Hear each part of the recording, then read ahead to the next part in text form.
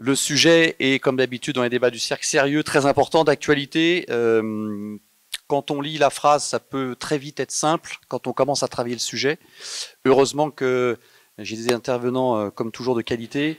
Ça devient un peu plus compliqué, voire complexe. Donc le sujet, on va être bon élève, c'est quoi? La riposte normative européenne, déjà, à la domination technologique américaine, dans le domaine du numérique, 2 points.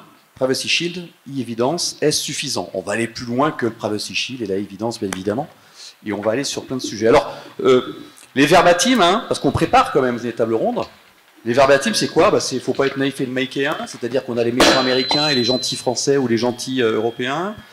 On a la souveraineté numérique n'existe pas. On a, j'en ai plein, hein. On est toujours dans la surrégulation en Europe, c'est peut-être le sujet sur lequel on est leader. On repense aux entreprises des sujets qui coûtent très très cher. On est rule maker plutôt que rule taker. Donc on a un avantage et on fait valoir les valeurs de l'Europe à l'extérieur. Et donc c'est du positif. Et il y a beaucoup de positifs, beaucoup de négatifs comme toujours. Le pour, le contre. J'ai des intervenants, je vous l'ai dit, de qualité. Je vais démarrer très proche, à côté juste de moi, Florence Xel, qui est professeure de droit privé à l'Université de Lorraine, chercheuse associée comme ça de la chaire digitale de Sciences Po. Je m'arrête là, parce qu'avec Florence, on pourrait continuer pendant des heures. Juste à sa droite, Bruno Giancarelli. Vous êtes adjoint directeur de État de droit et droits fondamentaux et équipe transfert de la protection des données. On va en parler. Vous êtes à l'origine ou parmi l'équipe qui a bien travaillé et négocié tous ces sujets du RGPD ou du GDPR, suivant comment on le dit, et on va en parler justement pour voir comment peut-être que ce sujet rule maker était depuis, je crois, une dizaine d'années déjà, hein, dans les tiroirs et ce que ça a apporté, et puis l'impact derrière que l'on voit.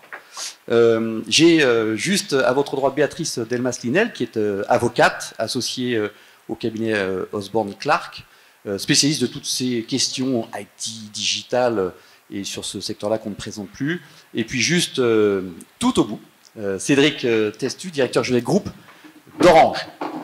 Voilà. On attendait Laurent Alexandre, qui est là, et qui peut-être viendra. Il y a des embouteillages, donc on va faire déjà avec nos 4 intervenants sur les sujets qu'on va voir. On va démarrer par vous, s'il vous plaît, Bruno Giancarelli, parce qu'on va remettre un petit peu du contexte, alors au moins sur le sujet.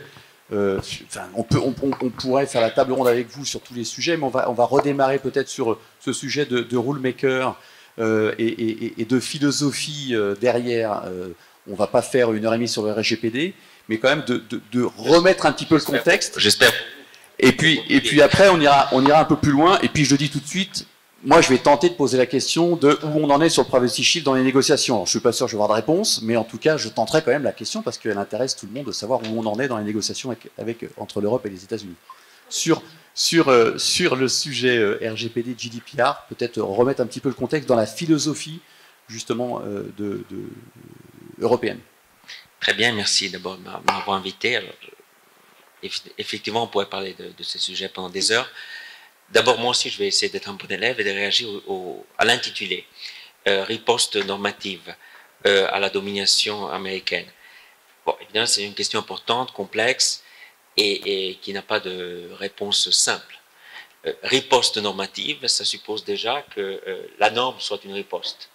Et évidemment, le succès, c'est pas vous que je dois le dire, le succès commercial, économique, technologique dépend de tout un écosystème qui va de la recherche au capital risque, à la fiscalité, etc. Alors, la norme, évidemment, a un rôle, mais alors je sais qu'en France, on pense peut-être encore qu'on peut tout régler depuis le bureau d'un ministère ou d'un bureau de l'Assemblée nationale, mais c'est comme vous le savez bien, c'est un peu plus complexe. Mais parlons de la norme. Alors, notre approche, et après je parlerai d'une négociation sur le Privacy Shield, mais notre approche, et vous la voyez déclinée dans toute une série d'initiatives. Alors, on est parti du RGPD, mais vous voyez aussi dans tout le paquet sur l'économie numérique, pour parler en bon français, le DGA, le DSA, le DMA. C'est une approche qui probablement est composée de 3 volets. et qui part de la prémisse qu'il s'agit, il ne faut pas être naïf. On parle là justement de vos sujets. Évidemment, on est dans une situation où il y a certaines entreprises, un certain type d'économie, un certain type de structure de l'économie, certains comportements. Et il faut être, donc pas naïf, il faut être assertif, mais en même temps, il s'agit toujours d'être ouvert au monde, ouvert à l'innovation, ouvert aux dynamiques de marché. Il serait illusoire de penser que dans un monde qui est, tel le monde numérique, dématérialisé, interconnecté, on puisse justement à travers la norme ériger des barrières ou des frontières qui, en tout état de cause, n'existent plus. Donc, dans ce contexte, qu'est-ce qu'on peut faire? 3 priorités. Tout d'abord, toujours pour parler en bon français, le level playing field. Une concurrence loyale, des conditions équitables. C'est ce qu'a essayé de faire, on peut en parler, est-ce qu'il a réussi en affrontant ce défi? Le RGPD, comme vous le savez bien, en élargissant le champ d'application des règles européennes, en prenant justement en compte le fait que l'économie est dématérialisée, qu'un opérateur qui offre des services ou des biens sur le marché européen, même lorsqu'il est établi à l'étranger, doit être soumis à nos règles pour accéder à notre marché. Les règles du jeu doivent être les mêmes pour tout le monde. Et ça une espèce de fil rouge qui traverse l'ensemble des réformes législatives, notamment celles qui concernent l'économie numérique. La deuxième chose, c'est, alors, on aime beaucoup ce terme, on peut l'appeler l'autonomie réglementaire, la souveraineté numérique. Je ne sais pas si c'est des différences conceptuelles, réelles ou sémantiques, mais l'idée que la souveraineté, si on veut employer ce mot, dans un monde dématérialisé, dans un monde sans frontières, ça doit s'exercer différemment. Et comment on l'exerce? En essayant d'être rule maker, en essayant de projeter nos modèles, nos valeurs, et de travailler sur une convergence réglementaire autour de ces modèles, de ces valeurs, de ces principes, de ces règles du jeu. En contribuant à l'élaboration de standards internationaux qui nous conviennent. Et si nous ne les fixons pas, ce seront d'autres qui vont les fixer et ils nous conviendront probablement beaucoup moins. Et là aussi, on pourra parler de nos succès ou de nos échecs dans ce domaine. Le troisième axe, qui nous rend peut-être un peu moins naïfs, c'est le nerf de la guerre, c'est l'argent. Investissement massif.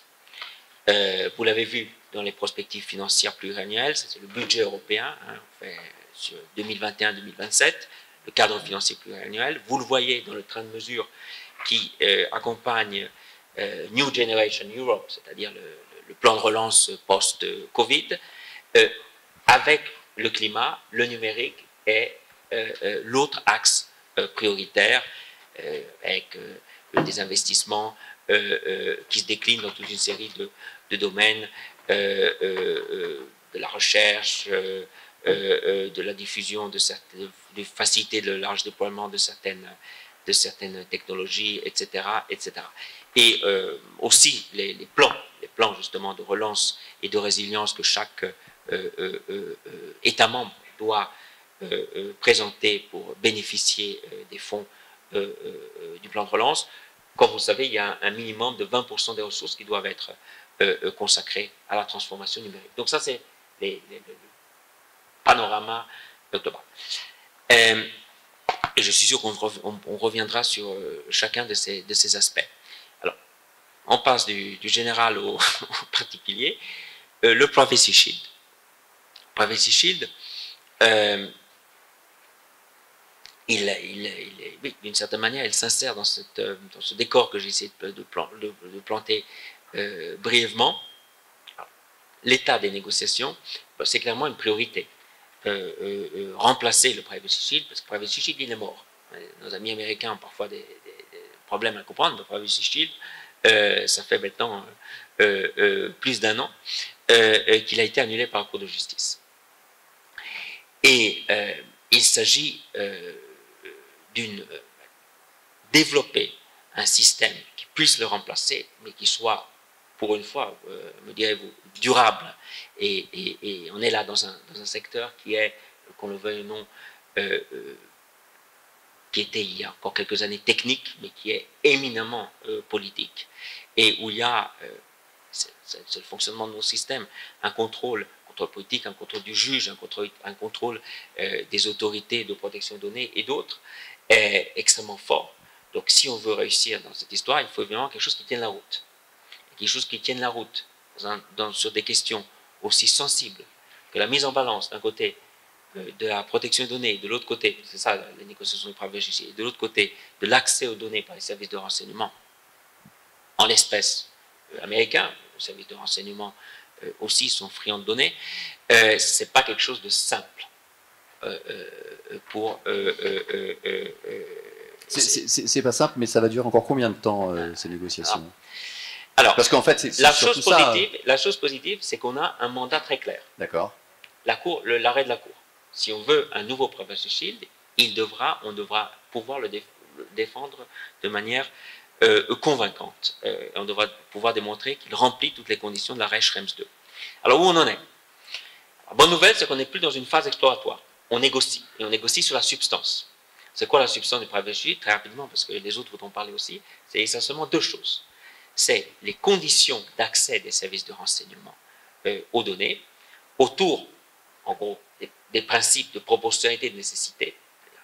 Comment on assure que la loi, en l'espèce la loi américaine, prévoit que lorsqu'évidemment les services de renseignement, de manière tout à fait légitime, peuvent vouloir accéder à certaines données qui sont envoyées aux États-Unis, transférées aux États-Unis tout d'abord pour des raisons commerciales, lorsque cet accès a lieu, qu'il soit encadré par certaines conditions qui, en gros, correspondent à la proportionnalité et nécessité. Et le deuxième aspect, c'est l'accès au juge.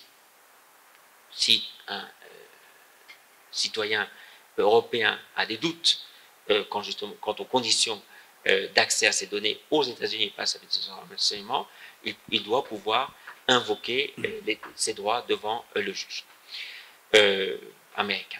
Donc c'est ça, les deux gros sujets. D'accord, on va juste... Voilà, alors on en est très rapidement, où on en est? On est oui. rentré dans la substance. Donc on a parlé pendant l'été, on a un nouveau round de négociations, ça c'est en avant-première pour vous, donc c'est secret, la semaine prochaine. Quand? Alors le quand, c'est pas une question de semaine, hein. Si on y arrive pour la fin de l'année, ça serait déjà très bien. Mais la chose que vous voulez, et vous avez raison, et non seulement vous voulez de la sécurité juridique, mais on vous doit de la sécurité juridique, et vous ne voudrez sûrement pas qu'on conclue quelque chose qui puisse être, qui sera sûrement objet de recours, mais qui puisse être à nouveau annulé par la Cour de justice. Donc nous, on ne prendra pas des risques qu'on a pris dans le passé, et on conclura cet accord lorsqu'on sera sûr de pouvoir défendre, de pouvoir le défendre de manière convaincante. Je crois que nos partenaires américains l'ont compris. Il y a un engagement beaucoup plus sérieux au niveau aussi bien technique qu'au politique. Donc c'est quelque chose qui se fait de manière très intense, mais qui est très compliqué. Voilà. D'accord. Je ne peux pas vous dire beaucoup plus. D'accord, merci. Peut-être que oui. Merci déjà. Non, mais on sait qu'il faut quand même garder certaines choses confidentielles. Béatrice Delmassinel, sur justement, parce que si on riposte, c'est pas l'attaque normative européenne, c'est la riposte normative européenne, la phrase. On doit donc répondre. On répond à tous ces sujets du Patriot Act, du Cloud Act, et tous ces sujets qui nous viennent de nos amis et cousins américains. Il n'y a pas... juste entre nous, il n'y a pas quand même beaucoup de fantasmes autour de ces sujets-là et de l'impact qu'ils peuvent avoir. Quand la NSA américaine veut des données, elle ne passe pas par le Cloud Act. Elle passe directement par les tuyaux et elle va chercher la donnée où elle le veut. Donc, est-ce que, avec justement, alors elle n'a pas le droit, hein, je suis d'accord avec vous, Monsieur Jean Carelli, mais je ne dis pas qu'elle a le droit. Mais est-ce que sur ce sujet-là, on peut remettre un petit peu l'église au milieu du village et nous redonner un petit peu votre vision et puis votre pratique surtout sur la réalité de cette attaque, s'il y a un riposte et qu'il y a eu une attaque? Alors effectivement, moi j'interviens vraiment du point de vue de la praticienne du droit qui est au service de clients qui sont des entreprises, des entreprises qui sont à la fois des sociétés européennes qui veulent migrer, hein, qui sont évidemment dans leur stratégie de transformation digitale et à ce titre s'intéressent aux technologies disponibles. Et notamment la migration dans le cloud, mais également les entreprises qui sont fournisseurs de ces prestations, qu'elles soient européennes ou américaines. Et quand on parle effectivement d'une démarche normative au niveau de l'Union européenne pour créer un terrain de jeu, l'avenir dira effectivement jusqu'où cela nous conduit quand il s'agit des États-Unis, mais dans l'immédiat, on a parlé de calendrier, et effectivement, les entreprises se trouvent confrontées à ces deux conflits, conflit de loi, de législation, et conflit de calendrier, parce que dans la réalité immédiate, du point de vue des technologies disponibles, là on est plutôt sur les aspects réalité économique, il y a clairement effectivement, c'est l'intitulé du débat, une domination, une perception de domination des acteurs américains. Ça ne veut pas dire qu'on est complètement démunis en Europe, mais c'est vrai qu'aujourd'hui ils ont une très très longue longueur d'avance, si je puis dire. Mais ça fait déjà 15 ans qu'on en parle, donc c'est là que c'est inquiétant en termes de calendrier, parce que c'est pas nouveau. Et que en termes justement des attentes des utilisateurs, mais également des régulateurs par rapport au cloud, hein, il y a des grosses attentes en termes de sécurité, et aujourd'hui ce sont les entreprises qui ont le plus investi dans la recherche et développement et dans ces technologies qui ont les moyens aussi d'offrir au meilleur coût possible les solutions les plus performantes, mais aussi qui garantissent le meilleur niveau de sécurité. Donc il y a une vraie pression en fait pour les entreprises dans une approche purement de gestionnaire, de se tourner plutôt vers des prestataires américains, mais avec le conflit effectivement normatif actuel qui est cet ensemble de règles qui s'imposent à elles pour être conforme. Donc il y a aussi un vrai, plus il y a de normes, plus il y a de problématiques de compliance, et tous nos amis directeurs et responsables juridiques dans la salle savent le prix le coût que cela représente au quotidien de chercher à atteindre cette conformité. Alors que effectivement il y a une législation américaine qui voilà, compte tenu de la réalité du numérique, va assez loin en permettant d'obtenir auprès des sociétés qui ont leur siège aux États-Unis des données, y compris des données qui ne se trouveraient pas sur le territoire américain. Et il faut rappeler, notamment le Cloud Act, en fait, ils se sont bien amusés à appeler ça Cloud Act, mais quand on regarde l'acronyme, c'est en fait une législation, le C du Cloud Act, c'est clarifying, hein, qui est venu clarifier le fait que ces données, même si elles sont, comme elles sont numériques, même si elles sont à l'extérieur et hébergées à l'extérieur des États-Unis, peuvent être accessibles parce que les autorités américaines peuvent évidemment les obtenir des sociétés qui sont présentes aux États-Unis.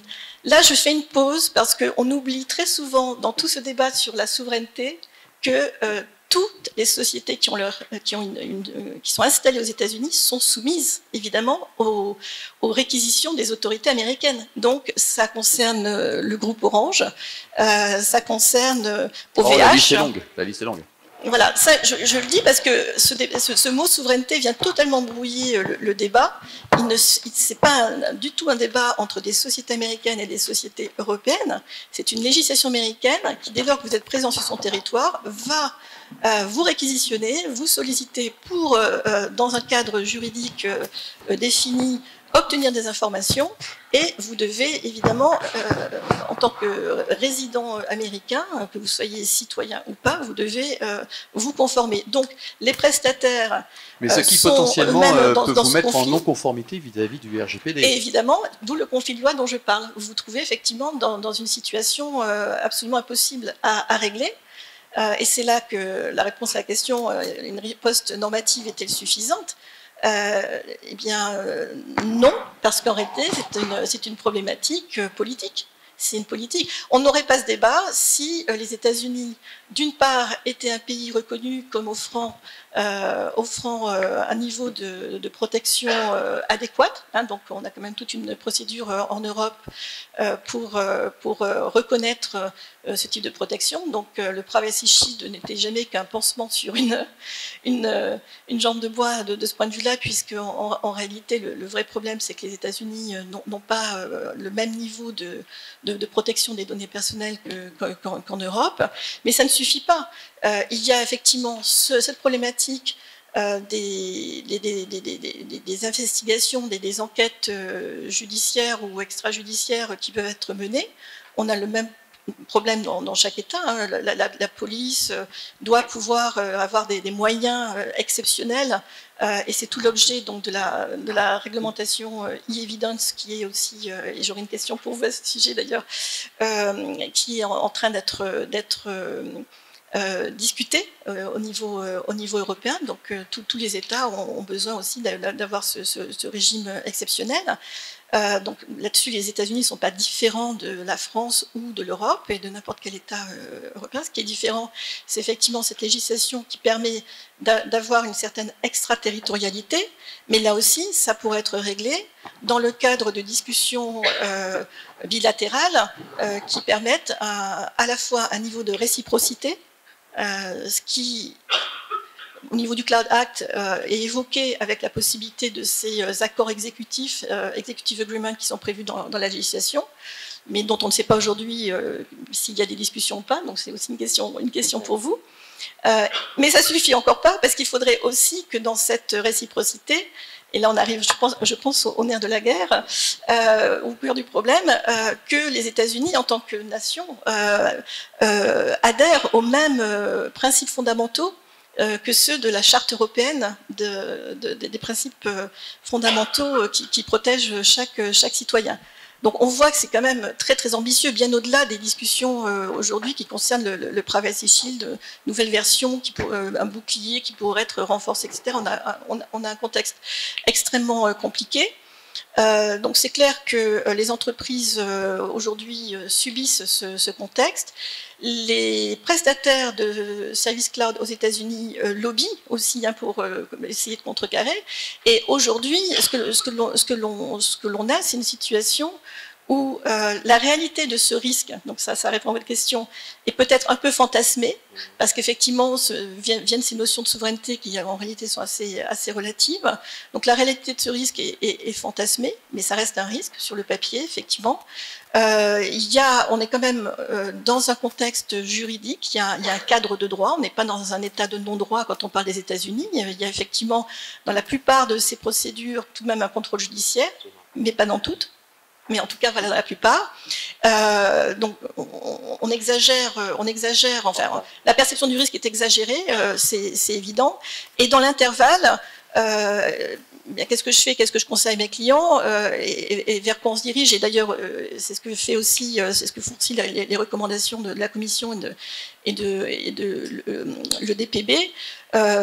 C'est obtenir le maximum de garanties possibles de la part de ces prestataires qui vont s'engager contractuellement dans les contrats de service cloud à dire chaque fois que je le pourrai, je m'opposerai à une réquisition, j'en réduirai le périmètre au maximum, je vous préviendrai dans la mesure du possible et voilà, et je ferai le maximum pour essayer de vous permettre à vous, clients, responsables de traitement, développement, ou même soucieux de la protection de vos secrets d'affaires et de vos données, même non personnelles, d'avoir un minimum de garantie dans le cadre de ce cloud. Bon, à la fin du fin, le conseil qu'il faut quand même donner, c'est que si vous avez vraiment des données extrêmement sensibles, extrêmement importantes pour votre société, eh bien, il ne faut pas les mettre, évidemment, dans le cloud tel que. Il faut passer par le chiffrement, hein, c'est une des recommandations. Et donc, il y a un travail très, très important à faire de cartographie et d'évaluation des données avant de basculer. Mais voilà, c'est une longue réponse, mais parce que c'est compliqué. Mais je sais que c'est compliqué, Mais je ne peux pas simplement dire, oui, en fait, on fantasme, mais il ne faut pas avoir peur, il faut signer les yeux fermés. Il faut signer parce qu'il y a une réalité pour les entreprises, c'est la transformation digitale, la concurrence, il faut avancer et vous n'avez pas le choix, les technologies les meilleures sont souvent américaines, mais il faut juste se dire qu'il y a quand même une réalité de proportionnalité et que les autorités européennes et les autorités telles que la CNIL vont aussi prendre ça en compte. Et quand j'aurai peut-être à nouveau le micro, on parlera peut-être de ce qui se passe, notamment avec le Health Data Hub, où voilà, tout le monde sait qu'il faut du temps, donc cette notion de calendrier, on n'est pas dans une situation parfaite. Il y a plein de sujets, mais les hébergeurs qui peuvent aussi être européens ou français, s'ils ont aussi leurs activités aux États-Unis, sont aussi soumis au Cloud Act. Donc on dit, faites-vous héberger par un Français, mais si le Français il travaille aux États-Unis, il est comme AWS ou Microsoft ou d'autres, je ne fais pas publicité. Sur tout ça, et encore, on a plein d'autres choses, hein, puis on va en reparler avec aussi Florence Xel, il y a plein d'autres réglementations qui arrivent, plein de sujets passionnants. Directeur juridique groupe d'Orange, 260 millions de clients, personnes physiques. Un petit peu de données personnelles. 26 pays, alors on n'est pas sur les 26 pays, puisque on parle opérateur télécom. Oui, on parle Europe US. Parce que je sais que l'Afrique est un continent très important et un vrai sujet qui peut-être nécessiterait notre table ronde. Tous ces sujets-là, comment et encore Orange, il y a du monde pour traiter tous ces sujets-là. Comment on les prend, comment on les gère, comment on les traite? Lourdeur, frein à la compétitivité, même pas mal. Comment vous apprenez ces sujets? On aimerait bien même pas mal. Oui. Non, je pense que Béatrice Delmas-Linel s'est fait une bonne porte-parole des problématiques rencontrées par les groupes. J'imagine que vous êtes retrouvé dans ce qu'elle a dit. Effectivement, Orange, c'est un groupe international. Effectivement, on a un terrain de jeu européen, on a un terrain de jeu hors Europe. Clairement, et c'est une banalité de le dire, le numérique et le téléphone mobile en particulier sont devenus une porte d'entrée de l'identité de tout un chacun. Vous en servez tous les jours, quotidiennement, pour tout. Pour des applications bancaires, pour des relations avec l'administration, pour commander des biens et services auprès d'acteurs américains et non américains. D'ailleurs, on va avoir le permis de conduire. Le permis de conduire. Quelques États américains pour l'instant. Apple qui propose d'intégrer directement dans l'iPhone le permis de conduire, et ce à quoi les autorités américaines semblent ouvertes. Donc on est dans une situation où les données personnelles sont nombreuses, elles sont partout. Elles sont traitées par des chaînes longues d'intermédiaires, par des opérateurs qui ont des équipements américains, non américains, par des gestionnaires de DNS, des gestionnaires d'adresses IP, des hébergeurs, vous en parliez, des opérateurs de communication électronique comme les Orange. Donc toute cette chaîne-là, la donnée, elle est partout, et c'est heureux que la réglementation, que les dispositifs normatifs s'y intéressent. Le travail qu'a fait la Commission européenne, malheureusement, on a beaucoup parlé, on va reparler, je pense, des États-Unis. Les arrêts Schrems ont montré que la naïveté, vous l'évoquiez, donc je pense, je suis heureux d'entendre que la Commission européenne n'est pas si naïve que ça. Et encore, on parle des États démocratiques. Les États non démocratiques, les accès aux données, vous en parliez, ils ne vont pas les sonner à la porte en demandant ce qui se passe. Des États non démocratiques, on va parler sur l'e-evidence. Je veux dire que des États même européens surveillent d'autres États européens, alors même qu'on est dans une zone de confiance mutuelle, interrogent quand même. Donc ces économies sont mondialisées. La problématique, nous, qu'on rencontre clairement au quotidien, c'est les transferts de données en dehors de l'Union européenne. Parce que le cloud, effectivement, il n'est pas qu'en Europe, et quand bien même quand même il sera en Europe, il y a quand même des zones de faiblesse. Donc c'est pour nous devenu un enjeu majeur. Vous parliez des coûts tout à l'heure, Béatrice.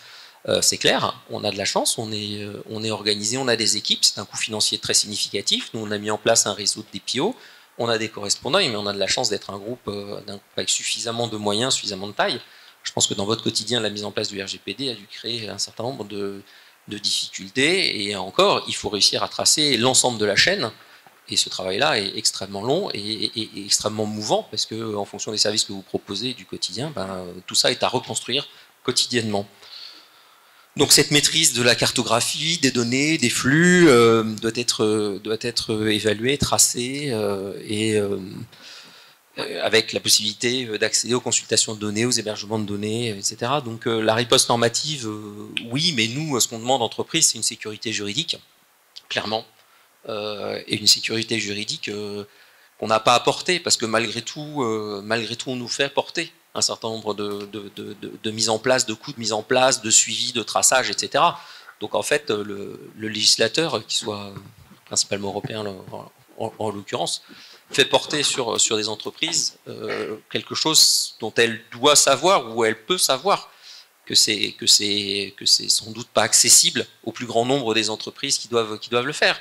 Je veux dire, l'exportateur de données qui doit s'assurer que l'importateur de données et que les règles applicables dans le pays de l'importateur de données doivent être conformes. Je défie quiconque ici d'être capable déjà d'analyser le droit des pays dans lesquels vous travaillez.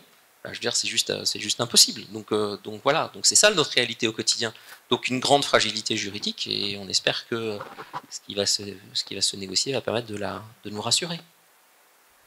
Avant d'aller sur d'autres sujets, notamment le DMA, le DSA avec Florence, peut-être sur ce petit moment d'échange qui nécessite peut-être des réponses sur les sujets de réciprocité dont parlait Béatrice, sur les sujets de complexité plutôt que simplification. Simplification étant un des mots les plus usités aujourd'hui dans les entreprises. Simplifions, mes amis, nos process. Les juristes, ils disent c'est gentil, simplifions nos process, quand on voit la complexité de ce qu'on doit faire et mettre en place, et peut-être une réassurance de cette bonne négociation qui va nous aider. Ça ne sera pas un pansement sur une jambe de bois quand même, le Privacy Shield 2. Alors, Jean, j'écoute évidemment de manière attentive, mais sachez aussi qu'on ne sous-estime pas cette complexité. Et je vous juste le micro un tout petit peu. Et peu. Je vais vous parler de quelques réactions de notre part. Alors, tout d'abord, sur cette histoire du Cloud Act, je suis heureux tout d'abord d'entendre, il ne faut pas être manichéen. Ce n'est pas les oies blanches contre les méchants américains. Nos autorités pénales, nos autorités policières sont extrêmement friandes de données. La proposition e-evidence qui a été mentionnée est aussi extraterritoriale que Cloud Act. Et pour de bonnes raisons. Ce n'est pas une semaine où s'ouvre un procès comme celui qui s'ouvre aujourd'hui que je dois le dire. Pour de bonnes raisons. Le Cloud Act, attention, il y a du fantasme. Ce n'est pas les services de renseignement américains. C'est une loi alors, qu'on peut critiquer, etc., mais qui concerne essentiellement les autorités pénales. Très souvent, cet accès est soumis à l'autorisation d'un juge, etc. Mais ça ne veut pas dire évidemment qu'il n'y a pas de problème. Et la Commission européenne a reçu un mandat du Conseil, donc des États membres, pour négocier un accord dans ce domaine. Parce que nous sommes évidemment tout à fait conscients qu'il y a un risque de conflit de loi. Et il ne s'agit pas simplement de la réciprocité, mais de créer un cadre réglementaire commun, avec des règles communes en matière de protection des données, mais aussi il y a d'autres aspects, évidemment, secret des affaires, propriété intellectuelle, etc. Donc, nous sommes là aussi engagés dans un processus de négociation. Le seul problème, c'est qu'il y a eu un blocage. Excusez-moi, juste pour clarifier, cette négociation, elle est parallèle à la négociation sur le nouveau Privacy Shield. Ah oui, absolument, ce sont deux objets différents. Mais pourquoi, le Privacy Shield couvre, pourquoi ne pas le Privacy Shield couvre les transferts entre opérateurs commerciaux. Donc, entre opérateurs commerciaux, alors que ce Cloud Act permettra, encadrera les demandes d'accès direct des données de la part des autorités pénales européennes d'un côté et américaines de l'autre. Donc, alors là, pourquoi ça prend aussi un peu de temps? Parce que nous avons pris du retard sur notre ligne. Il est très difficile de négocier à l'extérieur lorsque nous ne sommes pas encore mis d'accord sur notre cadre réglementaire interne. et les négociations législatives sur le paquet e-evidence, comme vous savez, sont des négociations compliquées. Mais c'est quelque chose qui est très important, pour nous. Alors nous avons, on n'en parle pas assez souvent, il y a une négociation multilatérale dans le cadre de la négociation sur le protocole additionnel de la Convention de Budapest sur la cybercriminalité qu'on vient de clôturer et qui, à mon avis, qui a été faite avec 50 États, dont les États-Unis, hein, et qui pose les prémices de ce qui pourrait être un accord bilatéral. Alors, ce qui est important, je suis tout à fait d'accord avec vous, aussi en assistant aux réunions, aux conversations de nos régulateurs, des CNIL européennes, ce qui est important dans l'immédiat. Si un régulateur, toque à votre porte, sonne à votre porte. Alors, ce qui ne sera plus toléré, mais ça vaut pour le RGPD en général, c'est l'ignorance. Donc, pour ça a l'air de grands mots, mais la cartographie, connaître... Ce qui n'est plus toléré, pardon? L'ignorance des données, l'ignorance des données qu'on récolte, c'est un mot qui n'est pas dans le l'ignorance des de données qu'on... Non, mais je sais. L'ignorance des... Alors, je vais changer le micro. Non, il ne faut pas toucher en fait à ça qui est en fait l'émetteur en fait. Mettez pas la main sur la ligne bleue. Donc moi je suis ignorant de la technologie et je m'occupe de technologie. Voilà. Donc je crois qu'il y a un problème. Moi je suis le problème. Il y a un problème. Vous voulez dire en tout cas l'ignorance de mauvaise foi? L'ignorance de mauvaise foi. Attendez, prenez le micro en face de vous comme ça vous pouvez le regarder tranquillement. Les régulateurs, alors je sais, vous pouvez penser qu'ils vivent dans leur tour des voies, mais les régulateurs ne sous-estiment pas le moment d'incertitude juridique, mais ce qu'ils veulent, c'est un début de conversation. Et ce début de conversation doit être basé effectivement sur une connaissance de ça, sur une cartographie, oui, notamment des flux, mais pas seulement, des traitements de données, et sur aussi un process interne documenté. C'est-à-dire, on en a parlé, par exemple, qui est un process dans une entreprise, oui, je reçois une demande d'accès des autorités américaines, cette demande est analysée, pour peu qu'on puisse l'analyser, cette demande est analysée et contestée si il est considéré qu'elle ne remplit pas les conditions, à tout le moins, du droit applicable, dans ce cas-là, du droit américain. Donc ça, c'est des choses, et on en a donné des exemples. On a essayé d'opérationnaliser, de donner de la substance à tout ça dans les clauses contractuelles type, c'est très difficile de se détacher de l'anglais, les clauses contractuelles type qu'on a adoptées en juin, où vous avez un catalogue de facteurs et à prendre en considération dans cette analyse des transferts et aussi de mesures à mettre en œuvre pour avoir un début de réponse.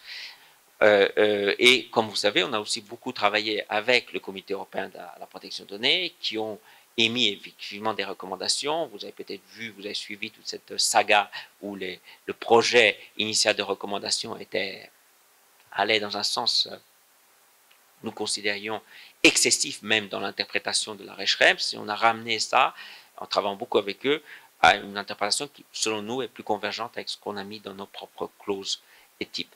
Et le dernier point que je veux mentionner, parce que c'est un point quand même important en termes de souveraineté, etc., on est, à juste titre, très pris par les transferts transatlantiques. Mais le transatlantique, c'est pas la seule réalité dans ce monde. En réalité, les États-Unis sont plus une exception que la règle générale en matière de protection des données. Il y a eu dans de nombreuses autres régions du monde un grand mouvement de convergence avec nos règles. Et qui dit convergence avec nos règles dit possibilité de faciliter les transferts, notamment à travers un instrument qu'on appelle les décisions d'adéquation, mais il y en a d'autres. Et on l'utilise aujourd'hui de manière beaucoup plus, à mon avis, efficace, intense et stratégique avec des partenaires importants, et pas seulement quelques îles anglo-normandes comme on le faisait il y a 20 ans. Et vous avez vu probablement qu'on l'a fait avec le Japon, avec lequel on a quand même créé la zone d'échange libre et sûr de données la plus étendue dans le monde. On vient de le faire avec la Corée du Sud. On l'a fait aussi avec le Royaume-Uni, mais ça c'est plus une histoire d'héritage du Brexit, et on a toute une série de négociations en cours avec d'autres États asiatiques et d'autres États d'Amérique latine. Donc, ce qui est aussi un grand incitatif. J'imagine que pour vous nos avez analysé partenaires. ce que la Chine vient de sortir sur sa nouvelle loi de protection des données, qui certainement va dans le même sens des valeurs que l'Union européenne. Des valeurs, a poussées. non. C'est là tout le problème. Alors, la Chine, c'est très intéressant, et je finirai là-dessus. La Chine, c'est évidemment ambigu, et c'est paradoxal. D'un côté, Moi, ça me paraît assez clair. Hein, ce qu'on note, il est intéressant que la Chine veuille réglementer dans ce domaine. Probablement, il s'agit aussi de contrôler un peu plus certaines entreprises, mais tout d'abord chinoises. Mais bon, il est intéressant quand même de voir que la Chine se rend compte, alors, on peut sourire, mais se rend compte que la réglementation du numérique, notamment parce qu'il y a un certain nombre d'acteurs chinois qui sont très présents sur des marchés étrangers, est quelque chose d'important, quelque chose qui compte. D'un autre côté, il ne faut évidemment pas tomber dans le piège. La protection des données, c'est tout d'abord une question de valeur. Et parler de protection des données, en Chine, ne me citez pas, hein, pas de tweet, etc. C'est comme croire à la protection de la liberté religieuse par les talibans. Donc, il y a évidemment... Oui, pas de tweet, s'il vous plaît. Il faut non, je tiens à ma carrière quand même. Donc, il faut évidemment continuer le dialogue avec la Chine, mais il ne faut pas tomber, on l'a vu dans d'autres domaines, la propriété intellectuelle. Et la protection des données, ce n'est pas juste des règles techniques, c'est des règles qui s'insèrent dans un écosystème démocratique, dans un écosystème d'état de droit, c'est des règles qui supposent un contrôle indépendant, un accès aux juges. Donc, voilà, la Chine ne fait pas de la protection des données. La Chine fait de la réglementation technique. La Chine va nous dire qu'ils font la même chose que nous et donc on devrait faciliter les transferts de la Chine. Mais bon, là aussi, ne tombons pas dans ce genre de piège. Florence, j'ai dit qu'il ne fallait pas tweeter là, mais il faut être coupé, c'était immédiat.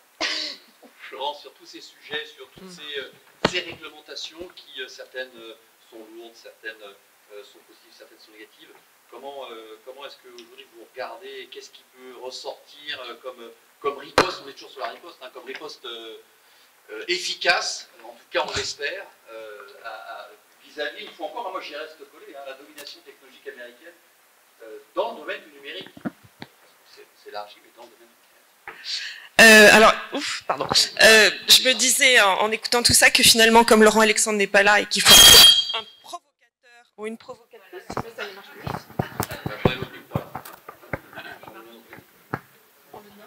Merci. Ça a marché quand même. Bon, bref. Oui, pardon. Donc je disais que Laurent Alexandre n'étant pas là et comme il faut peut-être quelqu'un pour provoquer un peu et l'assistance et les panélistes, je me disais que je serais peut-être un peu plus provocante. Si je résume ce qu'on vient de se dire, c'est que globalement la préoccupation majeure et en tout cas celle qui a été exprimée jusqu'à présent, c'est celle de la protection de nos données, de la protection de nos données en tant que particulier, en tant qu'entreprise, des données qui sont transférées outre-Atlantique massivement, qui sont parfois non transférées mais stockées en Europe, mais par des entreprises qui ont des implantations aux États-Unis ou qui sont des entreprises américaines. Et tout cela est bien évidemment rendu possible parce que nous sommes face à des entreprises qui sont des géants, qui sont des immenses plateformes, principalement américaines, et qui offrent des services qui n'ont pas vraiment d'équivalent, ou en tout cas pour lesquels nous sommes assez peu compétitifs, qu'il s'agisse de Facebook ou d'Amazon ou de Google. Et bien évidemment ici, on s'intéressera principalement à tout ce qui relève du stockage des données, qui ne travaille pas avec AWS, qui ne travaille pas avec le cloud Azure. Et donc ma première question un peu provocatrice serait de dire, mais est-ce qu'après tout, on doit régler par la seule réglementation ou par la réglementation un problème qui est un problème industriel, qui est un problème de fond, qui ne concerne d'ailleurs pas que le stockage des data, qui concerne les semi-conducteurs, pour ne parler que de cet exemple absolument emblématique. Et bien évidemment, c'est important d'avoir des réglementations, comme Bruno Giancarelli l'a dit. Si nous n'adoptons pas nos propres principes, si nous ne les faisons pas respecter, d'autres nous imposeront les leurs. Et après tout, si on veut voir nos données protégées, ben, il faut que nous prenions de l'avance. Mais derrière ce problème-là, il y a le problème industriel, c'est-à-dire d'avoir des entreprises européennes qui sont suffisamment compétitives, qui sont en mesure de proposer des services de stockage de data, par exemple, qui soient innovants, au moindre coût, qui soit attractif.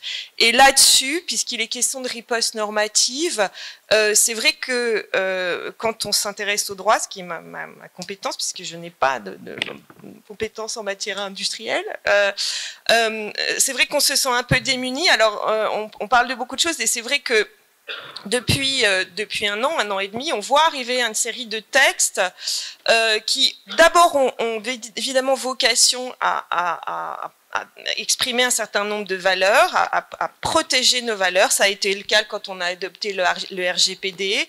La Commission a divulgué avant l'été son projet de Artificial Intelligence Act, hein, qui va encadrer très fortement le recours à l'intelligence artificielle, notamment pour tout ce qui relève des applications qu'on appelle les applications à haut risque, par exemple en matière de santé, en matière de justice.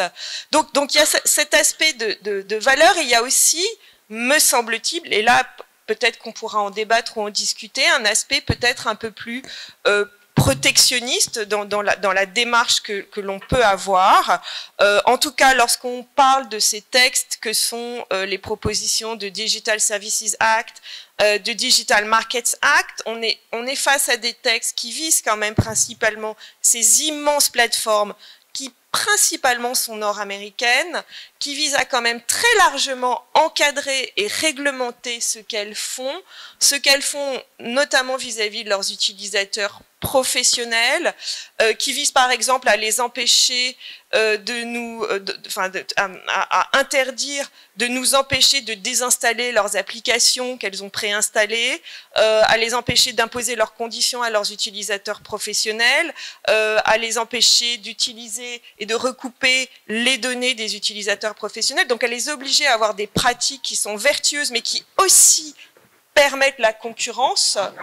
Et je crois que là où l'on peut débattre, c'est où mettre le curseur, c'est-à-dire on a par exemple des discussions sur ce que l'on appelle les killer acquisitions, les acquisitions tueuses, c'est-à-dire on sait que par exemple Facebook va aller racheter Facebook a racheté WhatsApp, on sait que ces grandes entreprises établies vont aller racheter des entreprises qui montent, qui sont innovantes, et qu'elles vont étouffer la concurrence de cette manière-là, sans pour autant tomber sous les fourches codiques de nos réglementations de concurrence actuelles. Qui sera le sujet de la table ronde voilà, numéro 2. Donc on ne va pas rentrer là-dedans, mais on a des questions à se poser de ce point de vue-là, et on a des questions à se poser sur le point de savoir si l'on peut véritablement promouvoir par la législation nos propres entreprises. Et là, j'évoquerai là encore assez vite, mais quelque chose dont on parle depuis longtemps maintenant, parce que ça fait déjà près de 10-15 ans qu'on évoque ce genre de projet. C'est le projet de Buy European Act, hein, qui serait une législation européenne qui prévoirait, par exemple, que lorsque l'on passe un marché public, on réserve 50% de ces marchés publics à des entreprises qui sont européennes, et ça rejoint toutes les préoccupations actuelles que l'on a en matière de cloud souverain, c'est-à-dire de données qui seraient stockées par des entreprises européennes en Europe, qui ne seraient pas soumises aux législations américaines en particulier. Alors, est-ce qu'avec une législation comme ce Buy European Act ou Buy European Tech Act, hein, parce que les entreprises du numérique le réclament à corps et à cri, ce texte européen qui serait probablement difficile à négocier, mais là je m'en remettrai à l'opinion de Bruno Giancarelli, est-ce que là, par la législation, on peut essayer de régler un problème qui est quand même à l'origine un problème industriel? Oui, c'est un problème industriel parce que c'est aussi leur business model de jouer sur la donnée et de valoriser la donnée. Et qui a lu les conditions générales pour accéder à ces plateformes? Vous pouvez le voir si vous avez un tout petit peu de temps devant vous. Il y a quelqu'un qui s'est amusé à lire les conditions générales de Twitter très lentement. La vidéo dure 11 heures. Est-ce que vous avez lu avant d'accepter d'aller sur votre compte Twitter les conditions générales? Donc on a des contrats d'adhésion en fait, hein, et puis après on dira mais vous avez utilisé mes données, mais vous étiez d'accord, la preuve, vous avez accepté mes conditions générales. Ça devient de plus en plus complexe aussi pour l'individu. On parle de données personnelles, donc pour l'individu qui va avoir accès. Donc c'est soit tu cliques et tu as accès, soit tu cliques pas et tu n'as pas accès. Alors ça c'est un autre sujet qui relève qui est posé par nos réglementations et Béatrice l'a un peu évoqué à propos par exemple du RGPD qui impose des obligations extrêmement lourdes. Donc là on réglemente, on impose nos principes, on impose nos valeurs, mais on impose quand même un coût pour nos entreprises, des contraintes très importantes pour nos entreprises, avec parfois des réactions visant à dire pourquoi autant contraindre en Europe, alors qu'on a un champ d'activité à l'extérieur de l'Europe et que certaines entreprises ont la possibilité de croître, notamment aux États-Unis, sans être soumises à ces coûts et à ces contraintes. Et là encore, alors, deuxième question provocatrice, hein, est-ce que finalement le bilan de tout ça est si positif? Est-ce que ces coûts en valent la peine? Et quand on regarde effectivement ces obligations d'acceptation qui sont prévues par le RGPD, on en a parlé quand on a préparé la séance, mais il y a ce phénomène qu'on appelle le privacy paradox. C'est des économistes qui l'ont mis en évidence. C'est-à-dire que lorsqu'on interroge les gens comme ça, à brûle pour point sur leurs préoccupations en matière de données, ils vous disent très majoritairement, à 75 ou 80%, oui, on souhaite que nos données soient protégées. Et ensuite, quand on leur demande, est-ce que lorsque vous êtes en ligne, vous allez lire les conditions générales? Est-ce que lorsque vous êtes en ligne, vous refusez parfois ces conditions? Ils disent ah non, on ne lit pas les conditions générales et on accepte tout parce qu'on a envie d'aller sur tel ou tel site et bénéficier du service. Donc c'est un paradoxe et il me semble-t-il, et là encore je poserai la question à Bruno Giancarelli, ça veut dire que la notion du consentement qui est au cœur du RGPD devrait évoluer, car en fait elle dessert plus qu'elle ne sert l'individu, en fait, in fine. Bruno Giancarelli sur ces sujets-là. D'abord, je voudrais quand même, on est dans la provocation, donc peut-être je vais aussi répondre par provocation, mais alors dire le RGPD, c'est des coûts et des obligations pour les entreprises européennes et pas les autres, c'est simplement faux, puisque c'est des obligations pour toute entreprise qui opère sur le marché européen. Donc voilà. Deuxième chose sur le RGPD, ce qu'on voit, c'est au contraire une extension de ces principes, son adoption par un certain nombre d'autres partenaires, y compris des partenaires commerciaux qui ne le font pas parce qu'ils tombent amoureux du RGPD, et aussi du fait que les entreprises qui doivent opérer au niveau international, pas seulement les entreprises européennes, surtout des entreprises américaines ou d'autres, étendent les droits du RGPD, étendent les principes du RGPD à toutes leurs opérations, parce que c'est un vecteur de confiance, etc., etc. Deuxième chose, je suis tout à fait d'accord avec vous, c'est où on place le curseur. C'est toujours une question de balance, y compris dans le RGPD. On n'est pas une ONG. Le RGPD a des aspects, évidemment, de politique économique, de politique industrielle, a par exemple des mesures en termes de portabilité, qui étaient avec un succès dont on peut discuter, un succès ou un échec dont on peut discuter, mais qui étaient là, qui étaient par exemple, qui ont été introduites pour essayer de faire baisser les barrières à l'entrée, donner un exemple, promouvoir la concurrence. Et il faut faire attention quand on parle de localisation, d'obligation de la connaissance. Déjà, c'est pas vraiment dans l'ADN, je veux dire, de la construction européenne.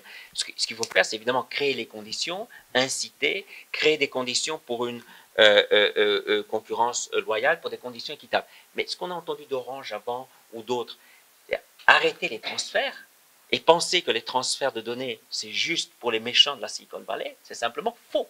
Les transferts de données, ils bénéficient à toutes les entreprises européennes tout d'abord, qui ont des opérations à l'étranger, qui ont des succursales, qui ont des partenaires commerciaux, qui ont toute une série d'opérations étrangères. Donc, il faut faire quand même un peu attention à ne pas tomber dans des solutions trop manichéennes. Et c'est toute la difficulté de ce domaine. Conditionner les transferts, mais ne pas arrêter les transferts. Comme il y a des éléments, disons, plus positifs. Cette convergence, en matière, en tout cas, de protection de données qu'on voit se développer, et même avec les États-Unis. Avec les États-Unis, il y a très peu de temps, même 4, 5 ans, 6 ans, le débat était idéologique. Protection de données, un combat d'arrière-garde, mais pourquoi vous faites ça? Comme d'habitude, les Européens n'ont rien compris, ils s'attachent encore à des valeurs qui sont tout à fait dépassées. Aujourd'hui, quand on va aux États-Unis, il y aura toujours des gens qui disent ça, mais quand on va, le discours a complètement changé. C'est plus pourquoi vous faites ça, mais c'est comment vous le faites. Parce que les États-Unis, d'ailleurs, ils sont en train de faire face aux mêmes problématiques qu'on avait, qui ont motivé leur GPD il y a 10 ans, c'est-à-dire il y a un développement de réglementation, par exemple, au niveau des États, et donc un risque de fragmentation de leur espace réglementaire, la nécessité d'adopter une législation au niveau fédéral, mais aussi une nécessité de définir des règles du jeu. Hein. On va voir, et je vais m'arrêter, on va voir la première réunion du TTC. C'est le nouveau gadget qu'on a inventé pour parler aux Américains sur toutes les questions numériques, technologiques, etc. Justement, je recevais des emails sur l'agenda. La première réunion va avoir lieu à Pittsburgh au début du mois d'octobre. Ces questions du DMA, de la protection des données, du rôle des plateformes, du contenu, sont perçues aussi aux États-Unis. Et il y a une vraie demande de règles du jeu aux États-Unis aussi. Ça, c'est nouveau. Parce que ça rend le dialogue possible. Et une certaine convergence possible. On ne se mettra jamais complètement d'accord. Il y aura toujours des différences, simplement du point de vue de la culture juridique ou de la sensibilité même philosophique. Mais ça, c'est positif. Et ça va. Et aussi parce que les États-Unis ont tout à fait intégré la donnée chinoise et comprennent qu'il vaut mieux, encore une fois, de travailler ensemble sur des standards internationaux plutôt que de laisser ça à d'autres. Béatrice, vous vouliez réagir? Oui, je voulais répondre un peu à la provocation de Florence. C'est une gentille provocation. Hein. Oui, très gentille. Si vous avez vu Laurent Alexandre, ça aurait été un petit peu plus pour direct. réconcilier un petit peu, d'abord la réponse, je crois à la question du débat. La riposte normative est-elle suffisante? Évidemment, donc la réponse est non. Mais elle n'est pas inutile, et vous en avez bien parlé, monsieur Jean Carédy. La réponse, elle est effectivement industrielle.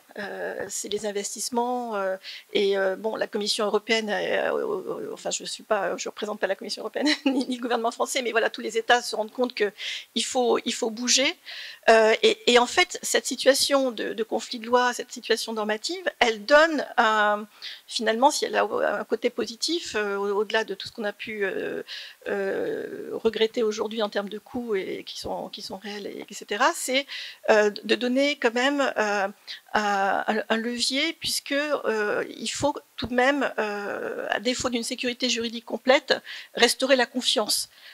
Et aujourd'hui, il y a ce débat sur les normes, les standards, la façon de... Qu'est-ce qui doit être attendu d'un cloud, d'un service cloud, la notion de cloud de confiance, notamment pour les services publics, qui est évoquée avec une approche assez délibérée dans ce sens, mais nécessaire, parce que de toute façon, on a la problématique, effectivement, d'un décalage entre la situation américaine, ce que peut permettre de faire la législation américaine et la souveraineté. Hein, quand on parle des services publics, c'est tout le débat.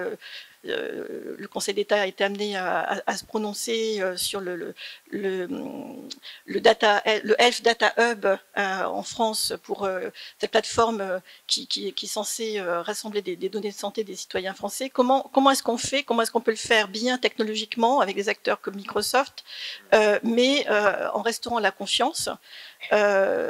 Comment avancer dans ce sens? Voilà, c'est pas l'exemple de la plateforme franco-allemande Gaia-X qui ont essayé de faire ça, c'est autre chose, parce que alors Gaia-X, effectivement, ça va exactement dans le même sens. Il y a aussi, on pourrait citer le code de conduite des fournisseurs d'infrastructures cloud qui va dans le même sens. Voilà, c'est essayer de se mettre d'accord sur un ensemble de critères qui vont rassurer, parce qu'aujourd'hui, les entreprises effectivement, elles ont les coûts de la compliance, de la conformité, mais sans avoir pour autant la garantie, puisque elles ne contrôlent pas ce qui se passe au niveau international. En revanche, effectivement, avec ces standards, c'est pas tout à fait satisfaisant, mais on peut arriver à une situation intermédiaire d'aménagement finalement de la situation.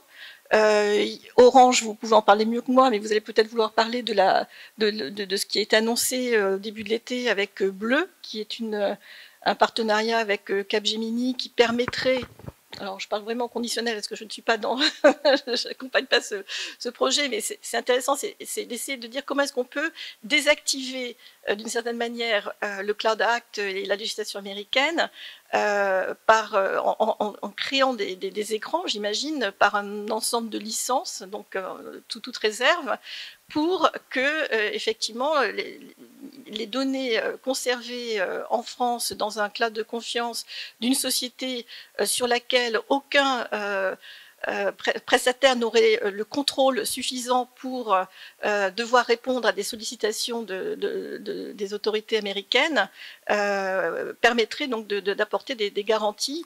C'est absolument indispensable d'aller très très vite sur toutes ces questions. J'ai parlé de calendrier tout à l'heure.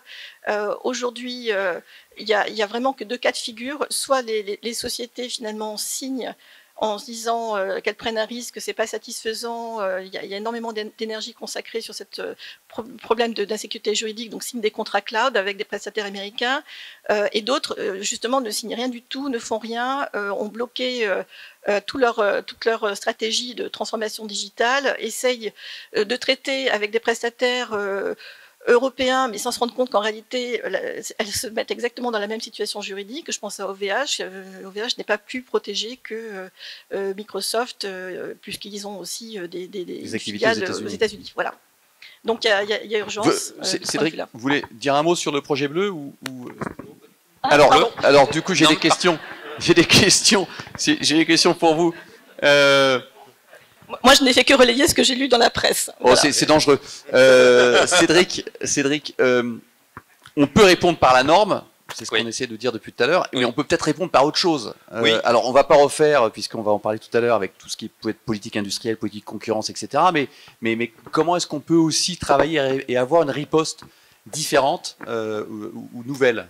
Ça a été évoqué, moi je suis assez d'accord, il y a la norme elle est là, elle sert à nous protéger, il faut offrir une sécurité juridique, mais la norme ne répondra pas à tout, enfin, c'est illusoire de penser que la norme... en revanche, juste pour finir sur la sécurité juridique, les entreprises, quand elles sont dans une situation de manque de clarté, elles ont tendance à accumuler des couches, et donc ne rendent pas simples les choses, puisqu'elles les complexifient, et donc de ce point de vue-là, je veux dire, la norme, quand elle est claire, elle nous aide, nous, entreprises, à éviter de interpréter la norme et donc d'empiler des choses pour juste, enfin vous le savez, vous prenez différents départements juridiques, vous faites la somme de tout ça, vous arrivez à quelque chose qui devient vite compliqué. Donc ça c'est le premier point. Sur la norme, au-delà de ça, oui, sans doute. Moi je pense qu'il y a du travail à faire. Il y a du travail à faire sur les outils. Vous parliez de l'industrie tout à l'heure. Enfin, il y a un certain nombre de choses. Je suis pas tout à fait au clair. Enfin, j'ai pas de réponse immédiate à vous donner.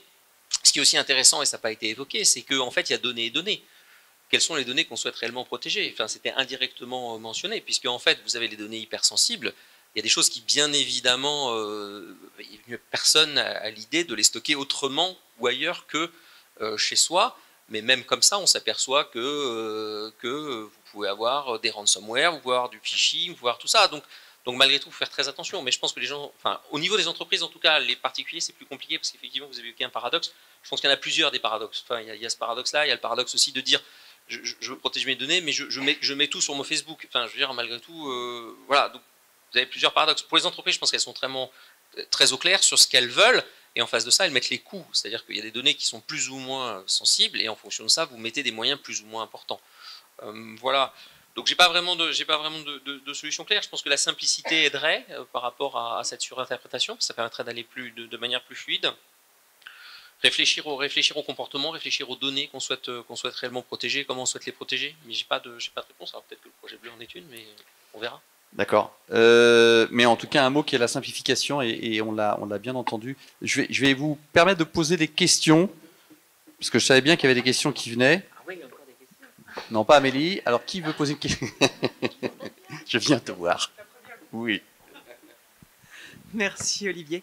Merci à toutes et tous. J'ai une question, là aussi je vais être un petit peu provocatrice. On a un peu répondu à la première question que j'avais, c'est finalement est-ce que le RGPD a accompli sa mission première, et si on se dit que les Américains ont commencé à se poser la question de qu'est-ce qu'était une donnée personnelle, on se dit qu'on a quand même au moins commencé d'atteindre l'objectif. Mais du coup j'ai une autre question, c'est aujourd'hui, est-ce qu'on n'est pas en train de se tromper d'ennemi et que pendant qu'on se bat contre les États-Unis, la Chine prend du terrain? On ferme les Twitter aussi, hein, vous pouvez répondre. Il n'y a pas de Twitter. On n'a pas d'ennemis. Je veux dire, c'est pas une question d'ennemis. C'est une question de faciliter les échanges de données tout en offrant la protection suffisante. Mais je suis tout à fait d'accord avec vous. C'est quand on travaille avec les États-Unis, comme quand on travaille avec le Japon, quand on travaille avec le Brésil, on travaille avec des. C'est pour ça qu'on peut travailler avec eux dans des questions. On travaille avec des systèmes où on a un certain langage, une certaine grammaire ou syntaxe, je ne sais pas, commune en termes d'institutions, de conditions, d'état de droit, etc.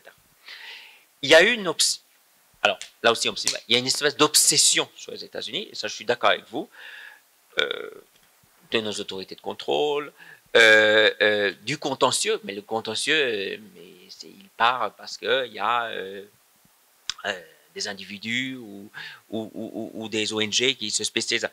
Mais finalement, les États-Unis ont payé le prix de leur succès, qui est double, qui est la somme de deux facteurs.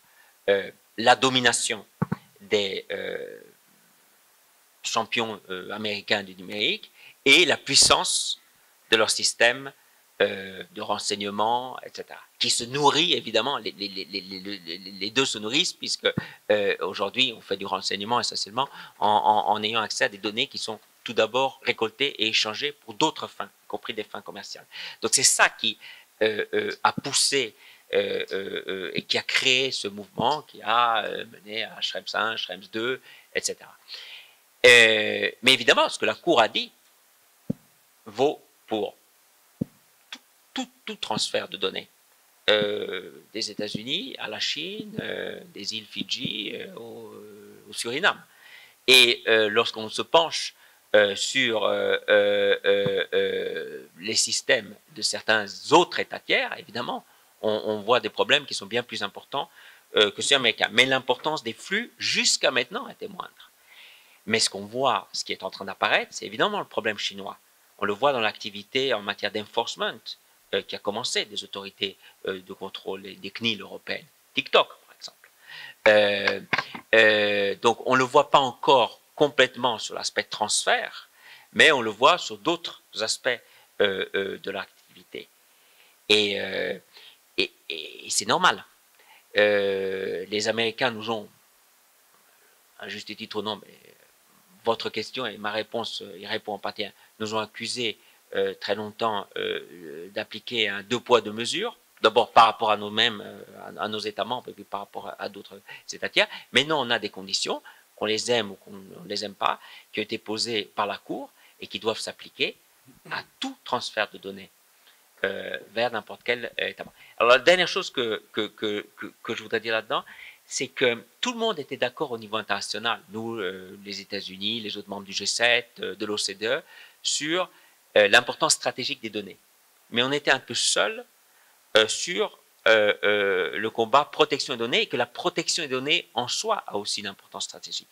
Ça aussi, c'est en train de changer. Très intéressant de voir qu'un acteur comme le Japon a lancé une initiative qui s'appelle Data Free Flow with Trust, pas besoin de traduction, et le Japon pense évidemment à la Chine, et part de la prémisse qu'il faut évidemment échanger des données, qu'il faut agréger des données, parce que sinon on ne fait pas d'intelligence artificielle, etc., mais que ça doit être fait entre États qui partagent certains principes. C'est aussi une question de loyauté, de concurrence loyale. Et donc, développer ces transferts, développer ces data lakes, ocean, seas, whatever, mais entre États qui... Et c'est très intéressant de voir que pour une fois, ce n'est pas l'Union européenne. Et nous, évidemment, on soutient cette initiative, notamment à l'OCDE, mais c'est une prise de conscience de l'importance de cet aspect de la réglementation par rapport ou dans le cadre de nos rapports et de nos relations avec des concurrents tels que par exemple la Chine. Et encore une fois, c'est pas quelque chose qui vient seulement de l'Europe, et les États-Unis d'ailleurs sont tout à fait aussi sur cet agenda. D'accord. C'est aussi toute l'histoire et les relations géopolitiques entre le Japon et la Chine qui peut-être incite le Japon à accélérer sur ces sujets-là. Pascal, vous avez une question? Une remarque. Juste parce que vous devez vous rapprocher, sinon il va y avoir un Larsen, et puis je me suis fait gronder, je ne dois pas vous donner le micro parce que j'ai touché avec mes mains. Non, vous venez.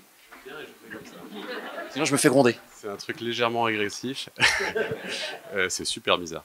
Il y a en fait deux remarques et une question. La première, c'est il y a quand même, et vous l'avez dit tout à l'heure, je crois que c'est Florence qui le disait, une tentation protectionniste qui vient assez vite dans ces débats-là. Il faut localiser en Europe, il faut entraver les transferts. C'est pas forcément la Commission, d'ailleurs, ça peut être les CNIL qui font ce job-là. Je pense qu'il y a une remarque forte du point de vue industriel, parce que je suis Airbus, pardon. Je parle en mon nom, mais je suis quand même Airbus. Il faut absolument... Voilà, c'est ce que Bruno disait, on a besoin des transferts de données sans aucun doute. Donc il faut absolument éviter cette tentation-là. L'autre tentation qu'il faut éviter, c'est ce qu'on voit poindre dans le DGA, etc., qui est appliquons un business model de neutralité et de partage de données massif à toutes les plateformes. Parce que si on fait quelque chose comme ça, de fait, ils appliquent une sorte de test de facilité essentielle où on devrait donner accès à tout ce que les plateformes européennes peuvent regrouper comme données. On tue l'incitation à innover, on tue l'incitation à investir, et jamais on va rattraper notre retard. Or ça, on le voit dans les textes aujourd'hui. Donc là, il y a deux tentations qu'il faut absolument éviter. La vraie question que j'ai, c'est, on a un problème d'offre, c'est ce que vous disiez. On peut faire de la réglementation, mais on n'a pas d'offre. Et les deux seuls outils que je vois, moi, pour faire de l'offre, c'est l'Alliance sur le cloud et l'IPCEI sur le cloud, au niveau européen. Le reste, c'est de la réglementation. Ça, c'est par là qu'on va faire de la collaboration et de l'investissement. Le problème, c'est que ce n'est pas du tout clair où on va arriver avec ces deux initiatives, et elles sont en retard sur la réglementation qui, elle, avance beaucoup plus vite. Donc la question, c'est comment est-ce qu'on fait, selon vous, avec ces deux forats, qui doivent en plus être transnationaux. Chaque État doit aller abonder avec sa position, son influence, son financement, pour arriver à quelque chose qui soit cohérent au niveau européen. Comment on arrive à cette gageure-là, quoi? Qui veut répondre? Oui, on va toucher à l'IPCEI dans la table d'après. Bruno Jean-Carré. Je peux commencer, mais je me sens un peu seul. Je peux commencer sur un point, Pascal, que tu as soulevé, et qui est difficile du point de vue non seulement réglementaire, mais politique. Et c'est toujours une histoire de curseur, la protection des données d'une part et le protectionnisme des données de l'autre. Ou le protectionnisme numérique de l'autre. Et nous, on est sur un chemin de crête délicat, parce que on respecte évidemment les conditions qui sont fixées par notre juridiction suprême, mais on est très attaché à cette distinction et à définir les outils. C'est des outils non seulement réglementaires, c'est des outils qu'on trouve dans nos accords internationaux en la matière. Par exemple, c'est ce qu'on a fait, c'est un aspect de l'accord avec le Royaume-Uni qui est, là je ne parle pas de l'adéquation avec le Royaume-Uni, je parle vraiment du TCA, donc l'accord de commerce et de coopération, où pour la première fois on a un dispositif dans le chapitre commerce numérique qui, d'une part, reconnaît l'importance de l'autonomie réglementaire dans ce domaine, et que donc les dispositions en matière de commerce et de libre-échange, etc., ne doivent pas remettre en question.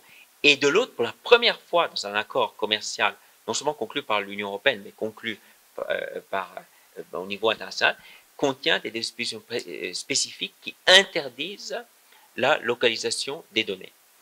Un débat... si vous connaissez différentes sensibilités, même à Bruxelles, au sein de la Commission européenne, ça n'a pas été facile à obtenir. Mais pour nous, ça, c'est très important. Parce que souvent, là, Chine et autres, Chine, Vietnam, Indonésie, etc., on voit des lois en matière de protection des données qui sont adoptées comme cache-sexe, si vous voulez, de dispositions beaucoup plus... protectionnisme en termes, par exemple, d'imposer la localisation, ou en tout cas duplication des données, bon, tout ça, ça revient à la localisation des données. Donc, c'est un combat qui n'est pas facile, mais vous savez, il y a aussi des négociations au niveau de l'OMC sur le commerce électronique. Ça, c'est le message qu'on porte. Et c'est un équilibre qui pour nous est très important. Oui. Sur, je ne sais pas si quelqu'un veut parler du cloud. Merci. Je dois arrêter cette table ronde puisqu'on pourrait l'arrêter, mais on va aller encore plus loin sur les sujets de politique industrielle, de politique concurrence, d'économie. Et dans la table ronde qui suivra, vous avez quand même 29 minutes pour prendre un café et échanger, profitez-en. Donc, premier étage, et on vous retrouve dans 29 minutes. Merci beaucoup.